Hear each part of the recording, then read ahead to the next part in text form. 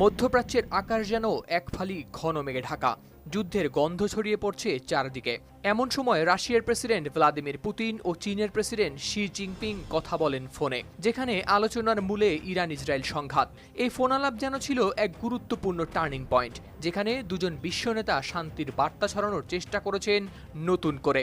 মার্কিন সংবাদ মাধ্যম সিএনএন এর খবরে বলা হয়, তাদের কথোপকথনের মূল বিষয় ছিল চলমান সংঘাতের উত্তেজনা কমানো। তারা স্পষ্টভাবে জানিয়েছেন, ইসরায়েলের ইরান বিরোধী পদক্ষেপের নিন্দা করছে দুই দেশই।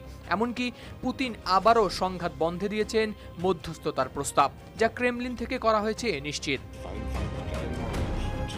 এই ফোন আলাপে শি জিনপিং সরাসরি যুদ্ধবিরতির জন্য আহ্বান জানান ইরান ও ইসরায়েলের প্রতি। বিশেষ করে ইসরায়েলের প্রতি তার বার্তা ছিল আরও তীব্র, যাতে তারা দ্রুত যুদ্ধ থামায় ও উত্তেজনা অন্য কোথাও না ছড়ায়। চীনের পররাষ্ট্র মন্ত্রণালয় জানিয়েছে, শি জিনপিং কারো নাম নেননি, কিন্তু বড় শক্তিগুলোর প্রতি পরোক্ষভাবে দিয়েছেন বার্তা। তার মতে, আন্তর্জাতিক সম্প্রদায়ের, বিশেষ করে যেসব দেশের বড় প্রভাব রয়েছে, তাদের দায়িত্ব পরিস্থিতি আরও উত্তপ্ত না করে ঠান্ডা করার জন্য কাজ করা। সমর বিশ্লেষকরা মনে করছেন, এই বক্তব্য যুক্তরাষ্ট্রের দিকে ইঙ্গিত করে দেওয়া হয়েছে।